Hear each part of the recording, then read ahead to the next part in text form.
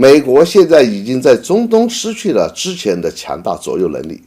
中东阿拉伯国家已经离美国而去，这表明中国接下来还将在中东击败美国。大家好，欢迎来到罗富强观察室。本期我们聊的话题是：牢牢掌握伊核协议主动权，中国还将继续在中东击败美国。伊朗和沙特阿拉伯4月7日在北京正式宣布恢复外交关系。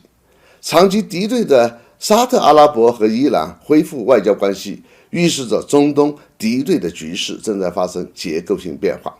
此外，伊沙之间还就几个安全问题达成一致，包括沙特支持伊朗的核计划，两国致力于结束也门战争，沙特阿拉伯将在政治上支持恢复伊核计划。根据该计划，伊朗限制核计划以换取解除制裁，同时伊朗将尊重沙特在该地区的利益。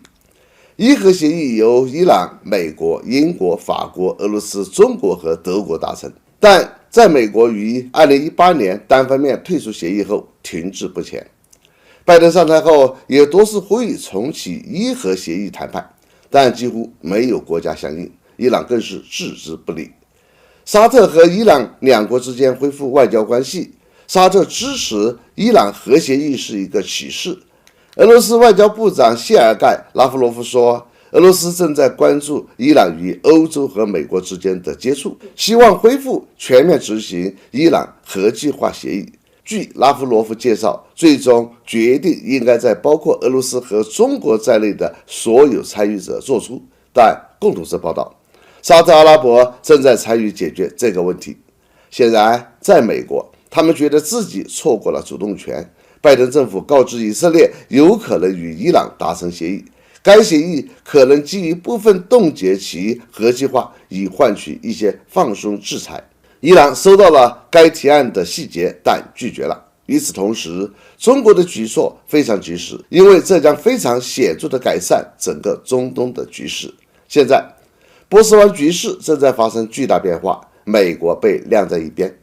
美国过去的动机是严重不纯的，美国过去一直在恶意炒作伊朗核计划，目的是恐吓中东国家，让他们购买更多的美国武器。很显然，美国的阴谋成功了。到目前为止，中东51%的武器采购来自美国。在伊朗和沙特阿拉伯之间，仍为维持相互敌意，利于美国和以色列。如果这种情况消失，情况将发生很大变化，不利于美国。专家指出，中国改善伊朗和沙特关系的建议是一揽子性质的，特别是与停止也门冲突有关的问题，以及沙特和伊朗在中国参与下进行的认真的经济合作。随着中国成功调解伊沙两国恢复外交关系，并开始推动重启伊核协议，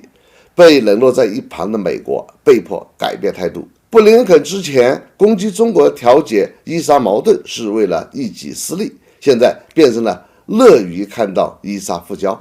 华盛顿认为，中国对中东国家的和平斡旋以及一系列动作将美国人逼到了墙角，因为对中东的影响力以及主动权显然已经从美国人手中丢失了，而中国在该地区的影响力却极大的加强。现在有一种声音认为，美国为了恢复其在中东的影响力，接下来很有可能假借推动伊核计划，实质进行捣乱破坏、激化矛盾，用热爱和平作为外衣，阻止中国促成伊核计划落地的可能。但美国现在已经在中东失去了之前的强大左右能力，中东阿拉伯国家已经离美国而去，这表明中国接下来还将在中东击败美国。好，本期话题就到这里，我们下次见。